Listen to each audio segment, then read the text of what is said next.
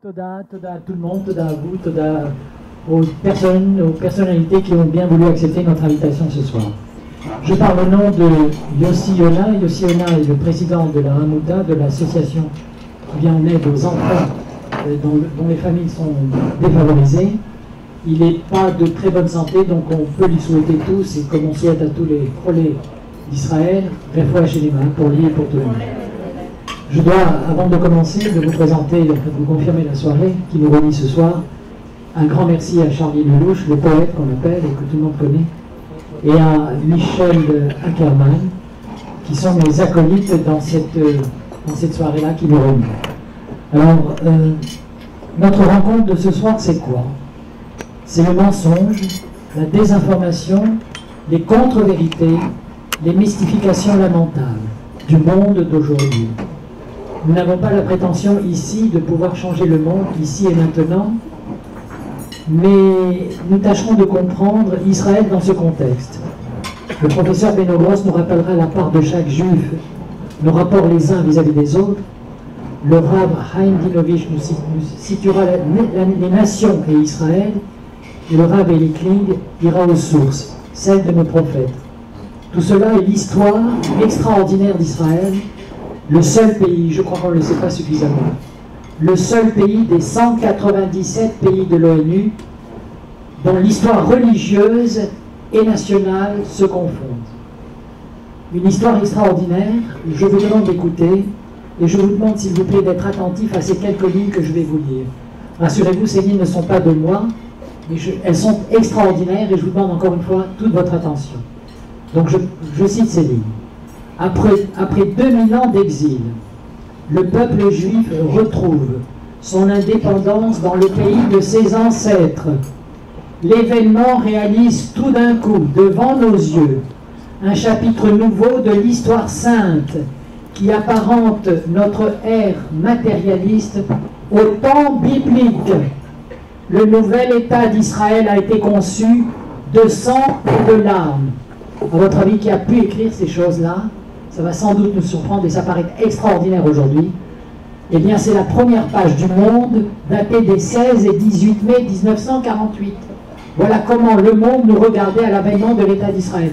Et ça n'est pas...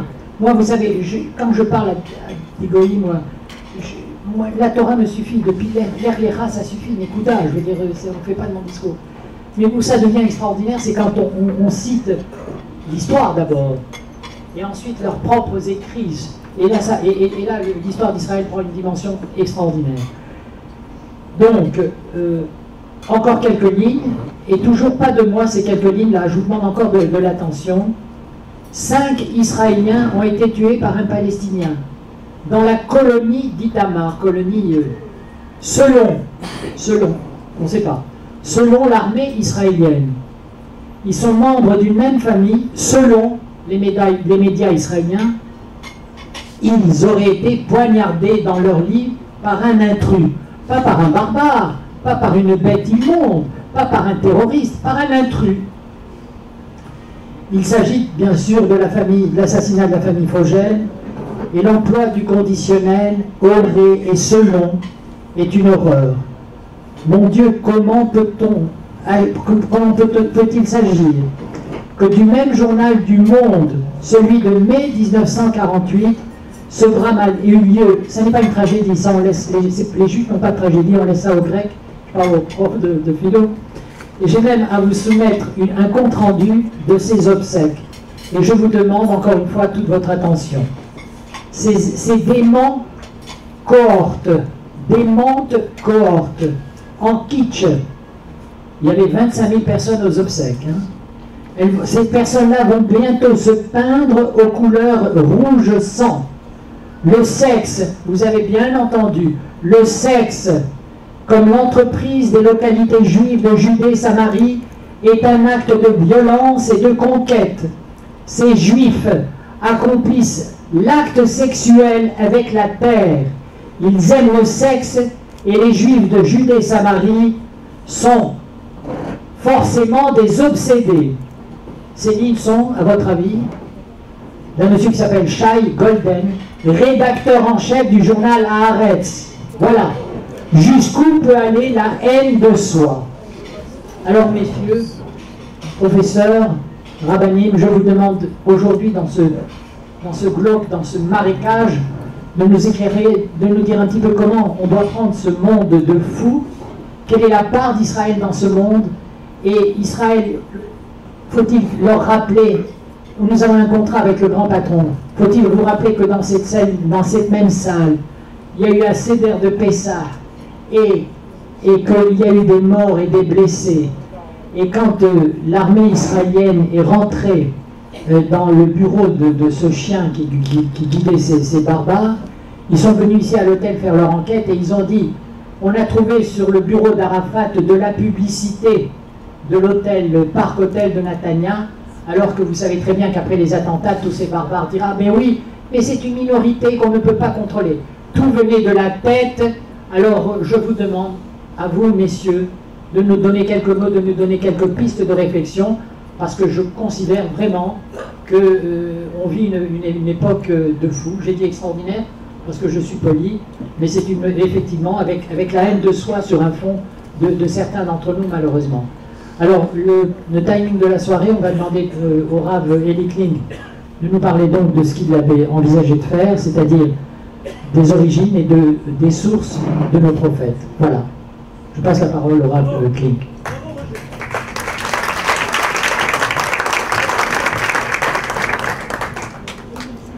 Bien, chers amis, bonsoir, et puis merci donc aux organisateurs. Saviez-vous que c'est une mitzvah d'étudier l'histoire? C'est-à-dire, parmi les mitzvot, il y en a une qui consiste à connaître l'histoire en général, l'histoire du monde, l'histoire juive en particulier. C'est un verset explicite. Et le verset dit la chose suivante. Zechor yemot olam, binu shnot dor vador. Sh'al avicha veyagedcha, zekenecha veyomru lach. Zechor yemot olam, ça veut dire souviens-toi des jours qui se sont passés. Donc apprends l'histoire, quoi. Mais la vérité, en regardant bien le verset, on s'aperçoit qu'il y a une double mitzvah. Il y a la mitzvah de connaître les événements passés, Zechor yemot olam, se souvenir de ce qui s'est passé. Et puis il y a une deuxième mitzvah, c'est binu shnot dor vador, c'est-à-dire comprendre. Binu c'est lehavim, c'est comprendre, c'est interpréter l'histoire. Donc ça ne suffit pas de connaître les événements, on a également l'obligation d'essayer de les comprendre. Et le verset continue en disant, tu as deux adresses pour ça. Première adresse, Sh'al avicha veyagedcha. Demande à ton père et il te racontera. Évidemment, celui qui connaît le temps passé, c'est celui de la génération précédente. Il va te raconter ce qu'il a lui-même vécu. Il rajoutera ce qu'il a entendu de son propre père.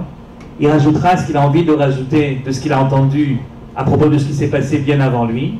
Et il te donnera tout ça pour qu'à ton tour, un jour, tu le racontes à tes enfants. Sh'al avicha veyagedcha, si tu demandes à ton père, Haggadah, il te racontera. Et puis il y a une deuxième adresse. Zekenecha veyomru lach. Demande à tes anciens, Zekenim, et eux te le diront. Alors le natif de Vologine qui fait attention à expliquer les apparentes répétitions qu'il pourrait y avoir dans le texte biblique, et d'après lui il n'y en a pas de répétition, même dans un texte qui est un texte un petit peu lyrique. Alors d'après lui, c'est pas pour rien qu'une fois on dit avicha, une fois on dit zekenecha, une fois on dit veyagedcha, il te racontera, une fois on dit vayomru, ils te diront. C'est que voyez-vous, les anciens, ce sont eux, les sages, qui sont capables, les seuls apparemment, qui soient capables de t'expliquer l'histoire. Alors une chose est de la connaître, pour ça tu vas voir le livre d'histoire où tu vas voir ton père, et lui il te raconte. Mais si tu veux comprendre, binu, alors là il faut demander aux anciens, aux barbus, donc zekenecha, ouais, ceux qui savent, les sages, et ceux-là, des yomru lach, ceux-là ne te racontent pas, ceux-là te diront quelque chose. Amira, c'est quelque chose qui a une parole qui a un sens. Donc si tu veux connaître le sens de l'histoire, interroge donc les anciens. Bien. Normalement, fort de ces deux commandements, nous sommes censés savoir et comprendre ce qui se passe aujourd'hui également. Sauf que là où ça se complique un petit peu, c'est que depuis quelque temps, depuis on va dire une centaine d'années, peut-être un peu plus, les ékénimes, les anciens, ne sont pas toujours obligatoirement ceux que l'on croit. Et je voudrais vous donner un exemple de ce que j'essaie d'avancer. Écoutez ce discours qui a été prononcé en 1938 par Ze'ev Jabotinsky, un jour de Tisha B'Av, c'est-à-dire à la même période qu'aujourd'hui, quoi. Nous sommes donc dans l'été 1938, et Jabotinsky, qui ne peut plus retourner en Eretz Israël parce qu'il s'est un petit peu fâché avec les Anglais, ou le contraire, comme vous voulez. En tout cas, il se trouve depuis maintenant presque 2 ans à faire le tour d'Europe pour dire ce qu'il a à dire. Et comme c'est Jabotinsky et que tout le monde sait que c'est un grand orateur et qu'il a quelque chose à dire, alors dans ce Beth Knesset à Varsovie, on lui donne la parole ce jour de Tisha B'Av. Et voici ce que dit Jabotinsky. Depuis 3 ans, je m'adresse à vous, juifs de Pologne, diadème du judaïsme dans le monde. Je vous mets en garde sans cesse contre la catastrophe qui approche. Mes cheveux ont blanchi et j'ai vieilli, car mon cœur saigne en voyant que vous, mes chers frères et sœurs, êtes aveugles devant le volcan qui va bientôt cracher son feu destructeur. Je vois un spectacle terrible. Il ne reste que peu de temps pour s'échapper. Je sais bien que vous ne pouvez pas le voir préoccupé par vos soucis quotidiens. Écoutez cependant mes paroles en cette heure ultime. Au nom de Dieu, que chacun sauve sa vie tant que cela est encore possible, il ne reste plus beaucoup de temps. Je souhaite vous dire encore une chose en ce jour de Tisha B'Av. Ceux qui parviendront à fuir la catastrophe auront le mérite de vivre un jour de fête et de grande allégresse juive. La renaissance et le rétablissement de l'État juif sur la terre d'Israël. Je ne sais pas si je mériterais de le voir, mais mon fils, certainement. Je crois à cela, tout comme je sais que demain matin le soleil brillera de nouveau. Je le crois, d'une émouna shelema, d'une foi parfaite. Liquidez l'exil avant que l'exil ne vous liquide. Voilà ce que disait Ze'ev Jabotinsky à Varsovie le 9 av 1938. Et pourquoi je vous dis ça? Parce que Jabotinsky, il n'avait pas de barbe. Et je ne pense pas qu'il avait une kippa. Peut-être qu'il l'a mis spécialement pour l'occasion au Beth Knesset de Varsovie. Mais je ne pense pas qu'il en mettait tous les jours, et je ne pense pas qu'il mettait les tefilines tous les jours. Et je pense que, et je sais que ce qu'il a dit à ce moment-là n'a pas été écouté par la majorité de ceux qui étaient présents dans ce Beth Knesset, comme pendant ces 2 ou 3 années où il a parcouru les villes et les villages d'Europe de l'Est, et que la raison pour laquelle ces paroles n'ont pas été écoutées, c'est parce qu'un certain nombre de zékénim, de responsables spirituels d'Israël, ont dit au peuple, n'écoutez pas, tout va bien se passer. On finira par passer cela comme on a passé le reste. Il n'est pas question de changer quelque chose à notre destin. Tout ira bien. Tout le monde n'a pas dit ça, bien sûr, mais une partie des responsables l'ont dit. Et alors, quand le pasuk nous dit Zekenecha veyomrulach, demande à tes anciens pour qu'ils t'expliquent le temps. De quels anciens s'agit-il? Est-ce que par hasard, depuis un siècle et demi, la chokhma, qui consiste à comprendre l'histoire, est-ce que cette chokhma-là, qui appartenait à l'époque aux Nevi'im et ensuite aux Ekenim, est-ce que cette chokhma-là n'est pas en train de passer des Ekenim traditionnels à d'autres Ekenim? Est-ce que vraiment aujourd'hui, celui qui a étudié la Torah plus que quelqu'un d'autre, automatiquement comprend davantage l'époque que nous vivons? Malheureusement, j'en doute. J'en doute. Évidemment, loin de faire des généralisations abusives qui sont toujours, bien entendu, éloignées de la réalité, il faudrait quand même qu'on sache que les Ekenim à qui il faut demander, ce sont des gens qui comprennent et pas obligatoirement ceux à qui on pense. Je ne sais pas pourquoi l'adresse a changé, je ne sais pas pourquoi la perception de l'histoire est passée finalement d'une certaine catégorie du dirigeant à une autre catégorie de dirigeant. Je constate simplement que ce n'est pas toujours ceux qui sont censés connaître, comprendre et enseigner le pourquoi de l'histoire qui sont capables de le faire. C'est-à-dire qu'une chose est de connaître la halakha, une chose est d'être un gadol ador, de savoir donner un psak halakha à une situation donnée, et une autre chose est de comprendre l'histoire. Et ce n'est pas toujours la même personne qui est capable de faire les deux. Et où est-ce que le problème se pose? Le problème se pose lorsque les gens se demandent si le temps est venu. Si le temps est venu de prendre son destin entre nos mains, si le temps est venu de faire pression pour que la Géoula s'accélère, ou pas encore. Et ce n'est pas une petite question, c'est une grande question, parce que nous savons bien que sur ce sujet-là, il est très important d'être à l'heure. Ni trop tôt, ni trop tard.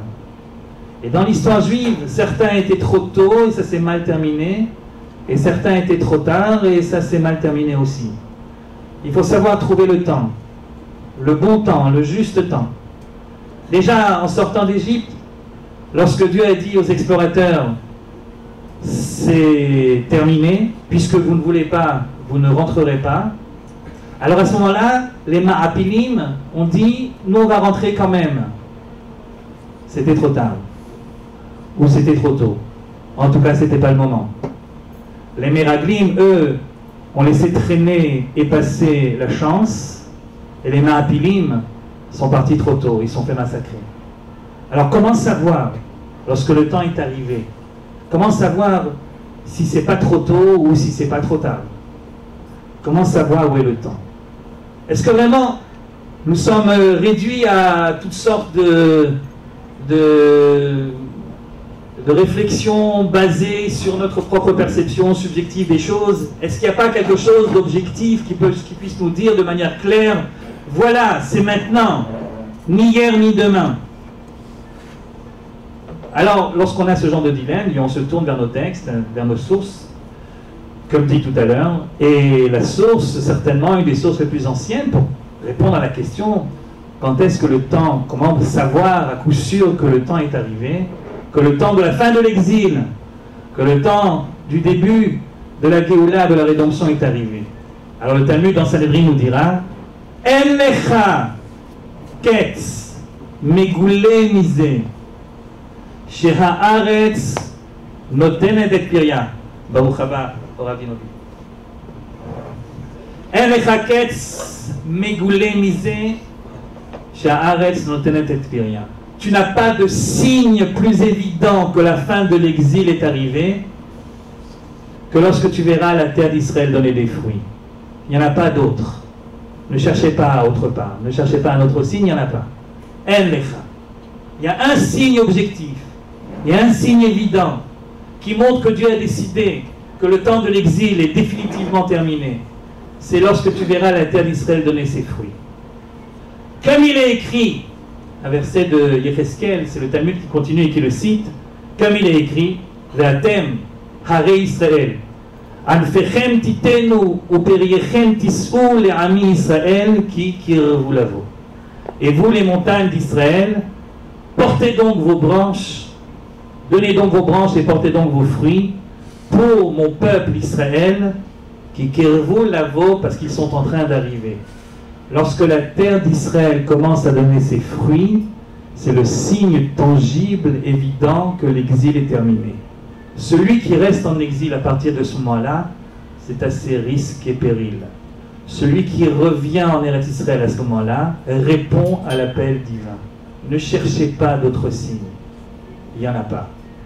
Il n'y a pas écrit, il n'y a pas de signe plus évident que le peuple d'Israël tout entier revienne vers la Torah et mette les tefilines. Il n'y a pas écrit, il n'y a pas de signe plus évident que tout le monde se mette à manger kasher.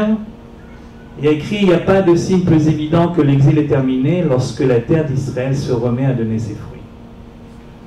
Or, nous savons que pendant des siècles, pour ne pas dire des millénaires, cette terre d'Israël est restée en friche. et que tous ceux, juifs ou non juifs, qui ont fait le voyage en Eretz Israël, le voyage en Orient, comme Chateaubriand ou Lamartine ou d'autres, ils nous ont raconté leur impression de ce pays en désolation, nous ont confirmé qu'en effet le moment n'était pas encore venu. C'était pas encore ça.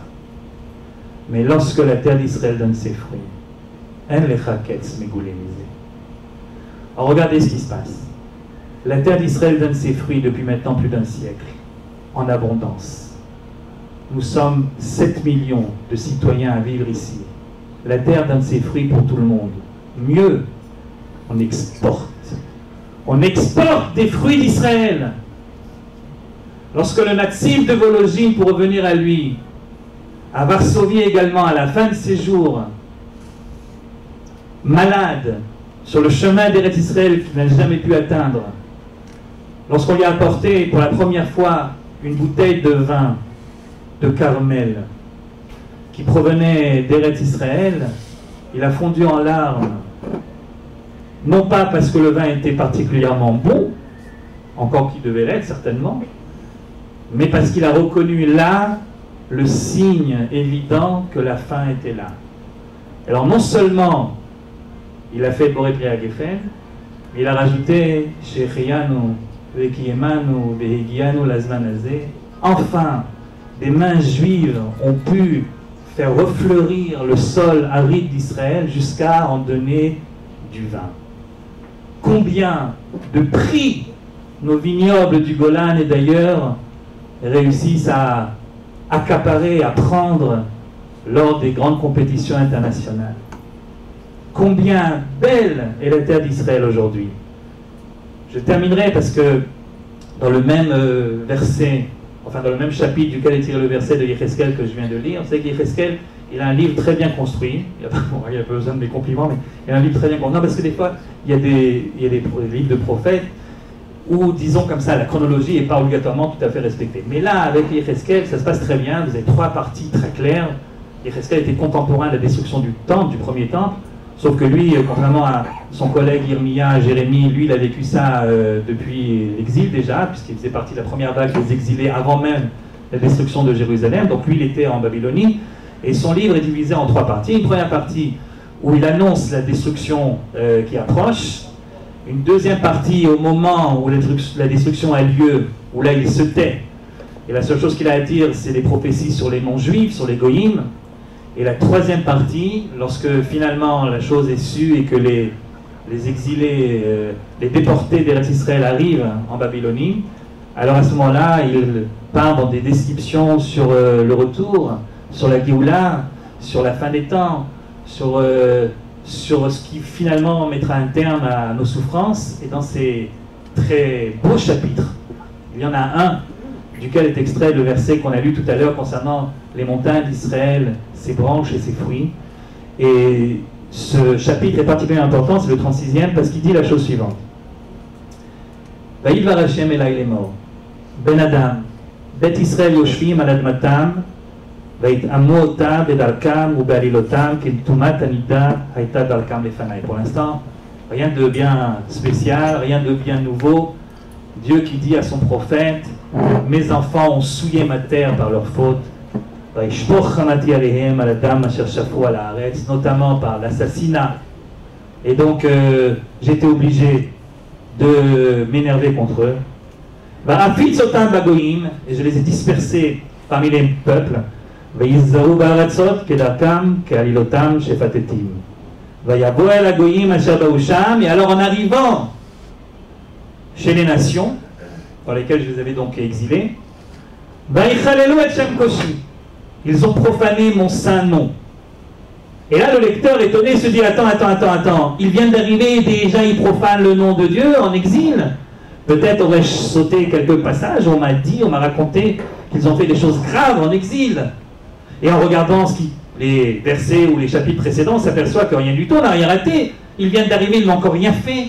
Pourquoi dire qu'ils profanent le nom de Dieu? En quoi ont-ils donc profané le nom de Dieu lorsque, après la grande punition, ils se retrouvaient en exil?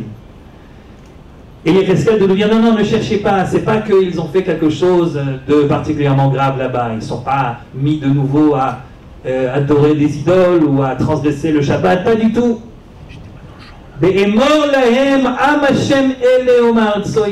Simplement leur simple présence était un chilul Hashem. Leur simple présence en exil, c'est une profanation du nom de Dieu. Parce que les gens disaient, ça c'est le peuple de Dieu. Mais ils sont sortis de son pays. C'est du chilul Hashem. C'est ce que les chrétiens nous ont dit à chaque fois.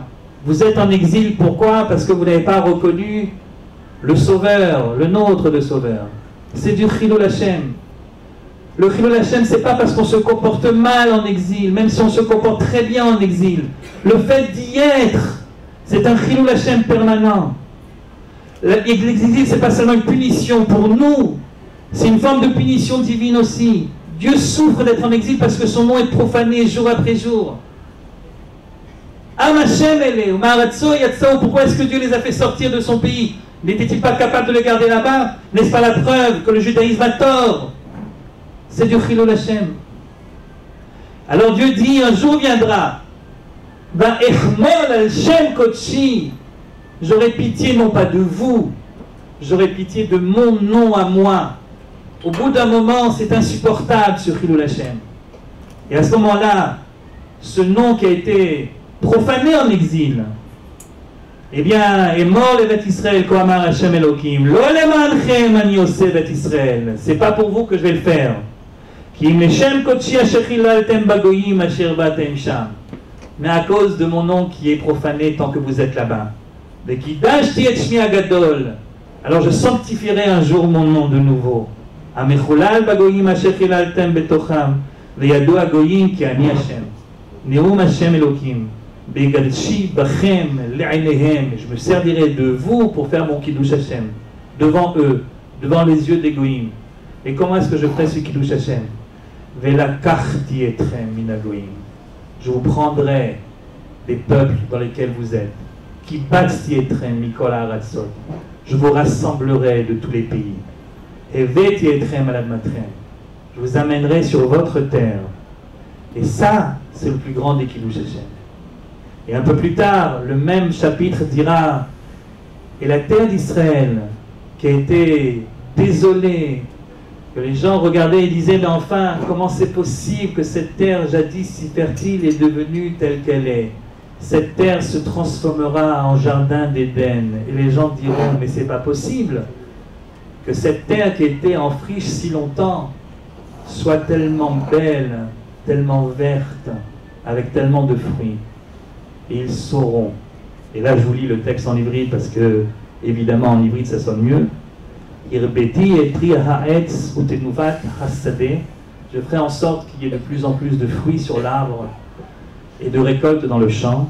Les man achalotikot chirpat ra'av bagoyim, à tel point que vous ne serez même plus obligé de quémander votre aumône de la part des nations. Sous-entendu, même du pétrole, vous avez trouvé. Ou du gaz naturel. Usrartem et darkechem araim umalelchem asher otovim unikotetem lifnehem. Kohamar Hashem Elokim leyom taori etrem mikol avonotechem oshavti et harim venivnu achoravot. Les villes seront à nouveau bâties et les ruines seront à nouveau debout. Ve'aretz haneshama te'abed. La terre qui a été laissée en friche sera à nouveau travaillée. Tachat asher haita shmama le'enei kol over. À la place d'être en désolation. ואמרו, הארץ הלזו הנשמה הייתה כגן עדן, והערים החרבות והנשמות הנהרסות בצורות ישבו, וידעו הגויים אשר ישרו שפותיכם, כי אני השם. Alors tout le monde comprendra que c'est moi Dieu. Baniti hanehirasot, qui est construit ce qui avait été détruit. Natati haneshama, qui est planté ce qui avait été en friche. Ani Hashem, dibarti ve'asiti, je l'ai dit et je l'ai fait. Et pour reprendre l'interrogation de tout à l'heure, comment se fait-il qu'on entend une telle animosité? Pourquoi est-ce que le retour des Juifs sur leur terre provoque des sentiments si extrêmes de la part de ceux qui nous regardent? Alors sachez que ceux qui écrivent dans le monde ne sont pas toutes les nations. Et qu'il y a aujourd'hui dans le monde des millions et des millions de non-juifs qui regardent ce qui est en train de se passer ici et qui disent « Ani Hashem ». Baniti, Amarti la Siti. Et que le Kiddush Hashem est un Kiddush Hashem important. Et ceux qui ne le disent pas, ne le regardent pas avec indifférence, mais parce qu'ils n'ont pas envie au profond d'eux-mêmes de reconnaître ce que ça signifie dans toutes ses répercussions, ce grand retour sur la terre d'Israël. Alors évidemment, ce refus de reconnaître se transforme en imprécation difficile, douloureuse ou en insulte parfois. Et à ça, il faut rajouter également ceux parmi nous qui ne sommes pas à la hauteur de supporter la mission qui nous a été confiée sur cette terre et qui donc mêlons notre voix à nos détracteurs les plus haineux. Mais que ce soit ceux qui nous admirent, que ce soit ceux qui nous haïssent, les uns comme les autres savent au plus profond d'eux-mêmes que ce qui est en train de se passer ici depuis maintenant un peu plus d'un siècle, c'est la réalisation lettre par lettre des prophéties qui se trouvent être inscrites dans le livre des livres depuis si longtemps et que nous avons le privilège aujourd'hui de vivre et de voir de nos propres yeux. Pourquoi nous? Pourquoi pas nos ancêtres? Pourquoi pas mon arrière-grand-père qui aurait pleuré de joie rien qu'à l'idée de pouvoir vivre ici, en Eretz Israël? Je n'ai pas de réponse à cette question. Je ne sais pas pourquoi. Je ne sais pas pourquoi. La seule chose que je sais, c'est que puisque nous sommes devant cette réalisation des prophéties, puisque nous sommes la génération qui a le mérite de voir tout ça, cela nous engage. Nous avons le devoir d'abord d'ouvrir les yeux, de le faire ouvrir aux autres, et enfin d'en tirer toutes les conséquences pour notre vie à nous dans le quotidien, et également pour le bonheur du monde tout entier. Toda rabba.